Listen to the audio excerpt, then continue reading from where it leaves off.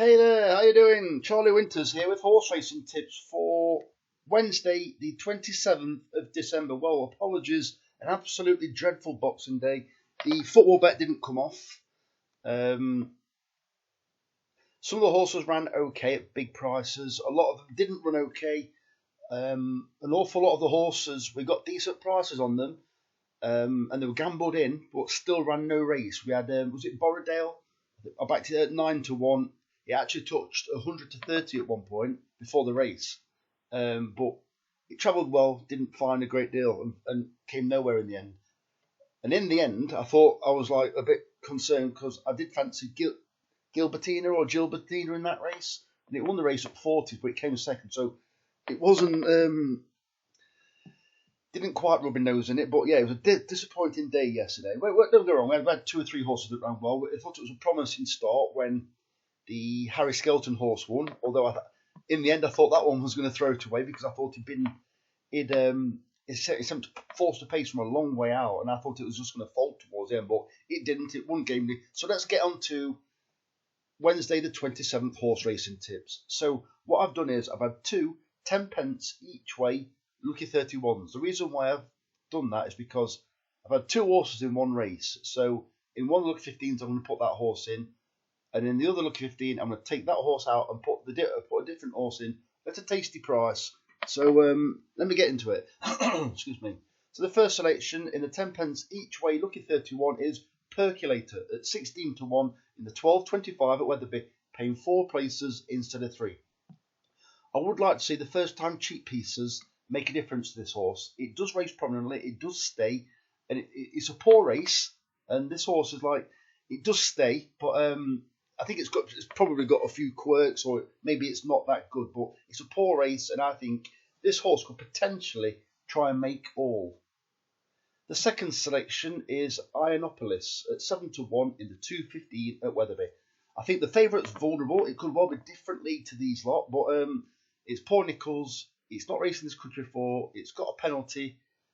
It had a wind up two runs ago. Well, that's normally a bonus for me. As in, like, that's normally something I'd look for. But it's first run for 160 something days. It just could be vulnerable, that's all. But then it could be different class. So I don't know. But also the second horse, in the betting, has never ran over hurdles. So there's a question mark over that. So Ironopolis is probably the most obvious alternative, should I say, to the 2 fancied horses. I have also gone for a different horse in that race. I shall talk you through it in a minute when I put the bet on.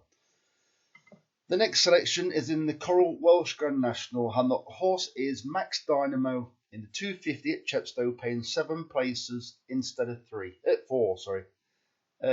This horse stays. I did tip it when it was paying first 6 in the Midlands Grand National at Utoxeter, and we got 6th at 50 to 1.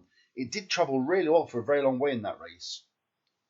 This horse has won at Chepstow before, so it handles the track. So obviously at a price, it's currently 40 to 1, but because it's a big race, actually it went to 33, just I placed the bet, so I left the price. Because it's a big race, I think the horse could possibly go back to 40s, if not bigger. But it's had a recent run at Chepstow today. We've got that storm coming in, and apparently it's up to 30-mile-an-hour winds at Chepstow, so it could be interesting. Will it suit front runners? Because I'm thinking if you're running in a bit of a pack and last minute you want is 30-mile-an-hour winds while you're also surrounded by horses, I'm thinking you wouldn't normally go with this opinion, but maybe it might suit front runners out of the way. I know you'll get the headwind, but the vast majority of horses will face a headwind at some point. So I'm just thinking this isn't a front runner, but this can race prominently, or slightly better than mid division. So whatever you decide to do, I'm just thinking that maybe horses that race relatively prominent at Chepstow may have an advantage. The next selection is Kesby at 5 o'clock at Wolverhampton, paying 4 places instead of 3. There's a couple of fancied horses with highest draws. I think this got more to offer from a lowest draw, and hopefully it could race prominently and kick on. And the next selection is Melly's Flyer at 9 to 1 in the 5.30 at Wolverhampton, paying 4 places instead of 3. On last year's form, this horse is absolutely thrown in. I think he's been messed around with. Last time it ran at Lingfield, let's just say it didn't like Lingfield, so you can put a line through that.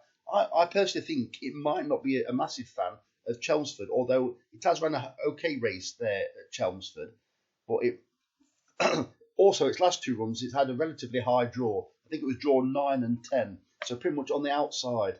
If you go back to its original Wolverhampton run, you can give it a little bit of a sneak on its seasonal reappearance. It was a poor run, but I'm looking at the Racing Post rating. I'm thinking that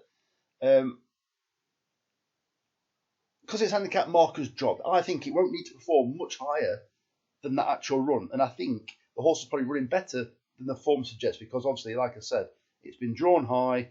The tracks may not suit it, but we do know it loves Wolverhampton, and Marco Gianni has won off this horse off a much higher mark, so he knows the horse quite well. Don't get me wrong, he has ridden it this season when it hasn't run very well, but I think this is a poor race, and it's probably the poorest race that this horse has ran in. So if it's going to run well, it needs to start running well now, if it's ever going to run well. And I think this is the perfect opportunity. So that's the first bet.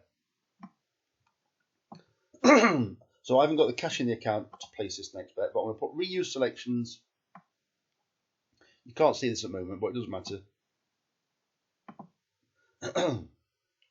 So basically, all I've done is I've added all the selections to the bet slip. I've removed, in the 250 9 runners, I've removed Ironopolis, and the next selection is also a Mark Walford horse, is Mad Mode. And I've clicked on the horse, but I will not be taking the price. It's currently 20 to 1, so I believe it could probably drift. So yeah, so the alternative selection instead of Ironopolis in the 215 at Weatherby is Mad Mode. So the very best of luck, Charlie Winters, over and out. Cheers, mate.